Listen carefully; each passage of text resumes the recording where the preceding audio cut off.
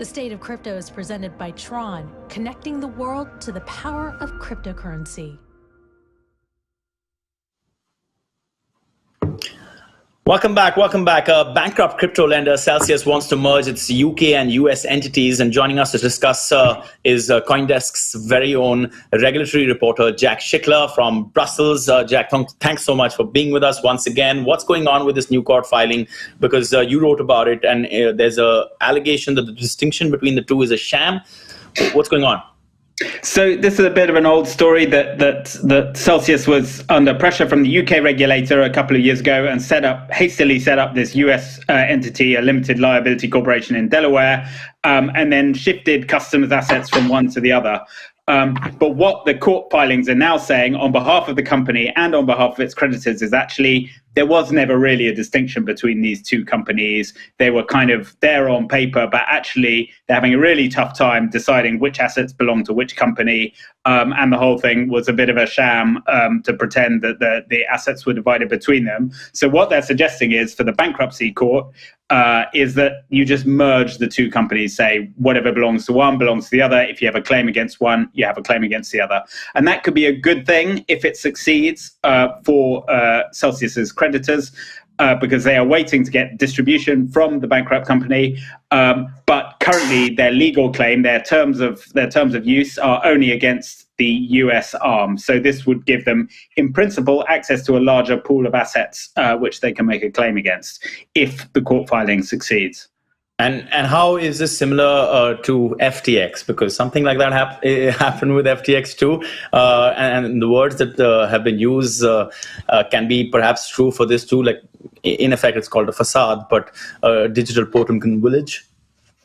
Yeah, indeed. It's not as you say, it's not the first crypto company that has after a bankruptcy come forward and said, actually, our books were in a state. And that happened with FTX as well. And the allegation that's now been made by FTX's new owners is pretty similar, actually, that there were all these companies, more than 100 in the case of FTX, but actually the distinctions between them are very hard to decipher, very hard to discover who actually owns what assets, really fluid transfers of money between the different entities with very poor record keeping and governance of those.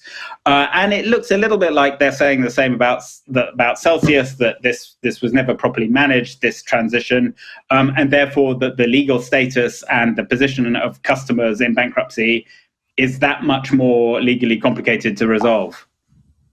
So I think the real question here is how much longer are we going to have to talk about Celsius? When the bankruptcy, when it first started, it was a little bit unclear, like what this was about. Like, was this like Celsius finally leaving, or was it Celsius like trying to kind of get a second life, right? So what is the ultimate goal of this bankruptcy hearing? Like, is there a chance that bankruptcy trial rather? Is there a chance that Celsius will actually somehow come back to life after this?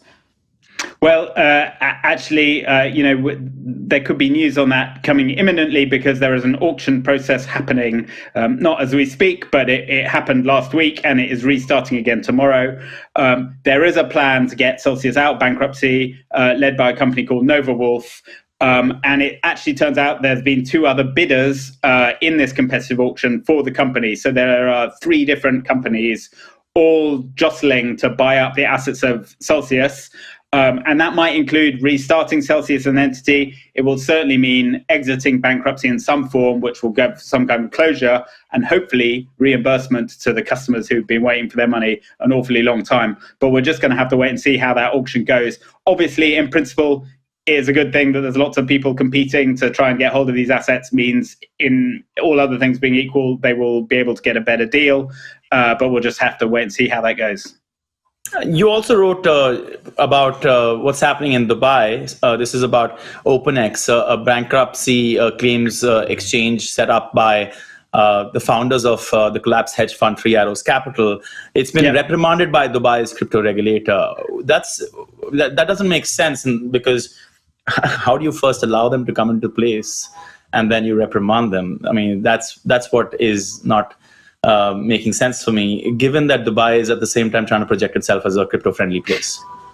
Yeah, well, Dubai is trying to present itself as a crypto hub, and it's got a new crypto rulebook. And what it effectively said today is you're not complying with this crypto rulebook, and yet you've set yourself up looking for customers in Dubai, and you're not allowed to do that unless you're properly regulated. So they have set up business. The regulator claims seek to get customers who are residents of Dubai. The last time CoinDesk spoke to Kyle Davies, the former founder of 3 Arrows Capital, who is now also the founder of OPNX, Kyle Davies said he was in Dubai. So that does seem to be his center of business. It also happens to be a place that does not have an extradition treaty with the US. But the regulator in the country where he now appears to be living is saying, we don't like your new venture.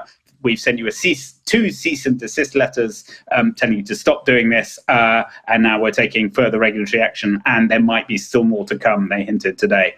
So that is not going to be great news for this new venture. All right. Well, thanks so much for that, Jack. We'll keep an eye on what's happening in the UAE, Dubai, and other Emiratis. That was CoinDesk regulatory reporter Jack Schickler.